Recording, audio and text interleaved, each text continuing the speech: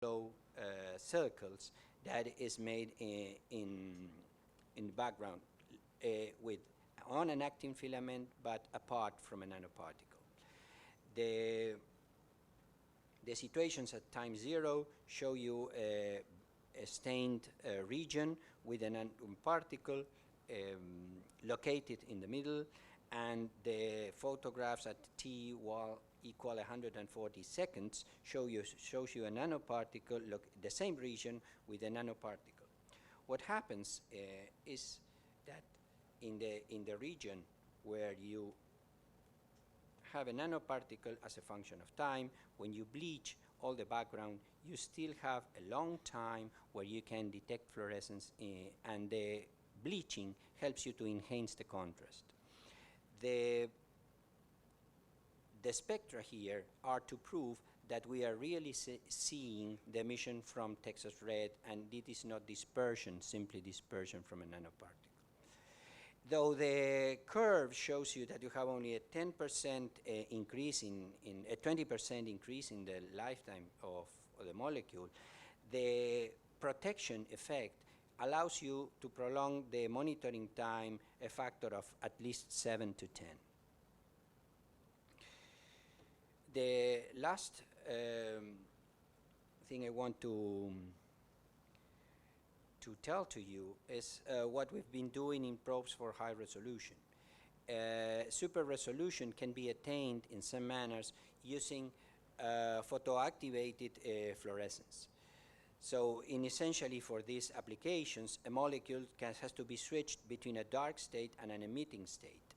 And this is shown in the lower scheme, where the dark state does not emit, and the fluorescent state is switched by light, for example, and excited many times to make single molecule emission sequentially and stochastically switched on and imaged and localized with nanometer accuracy, because single molecules, though you have the diffraction limit can be localized as the summit of a mountain can be localized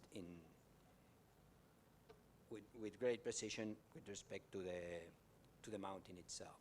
And the experiment we did is with a photochromic system, which is a spiropiran that can be switched between a closed form to the left at absorbing at 365 nanometers, which you can activate with UV light, to an open form which weakly emits.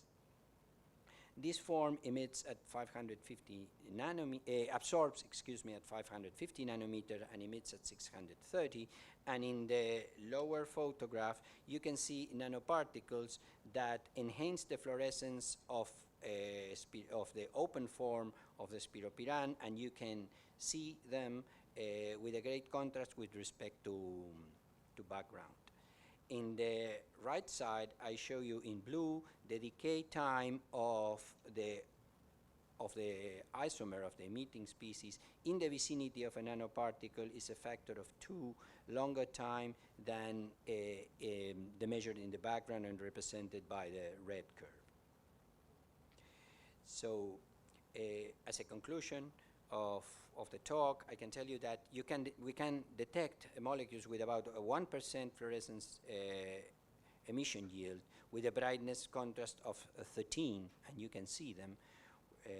And we can achieve with nanoparticles a factor of 7-time increase in monitoring time of a fluorescent molecules, and that the nanoparticles can influence the isomerization rate.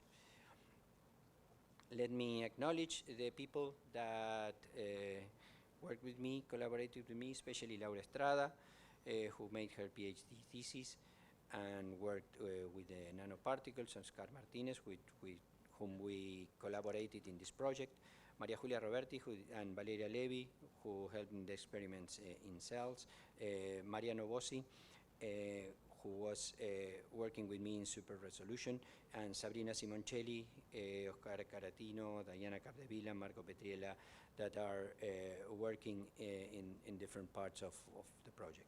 I thank also Tom Jovin and Martin Bermer, who donated equipment with which we could perform the experiments, and the Advanced Microscopy Center of our School of Sciences. Finally, the financing agency, which is our university, our National Research Council, the Agency for Science for Research Grants. Thank you very much.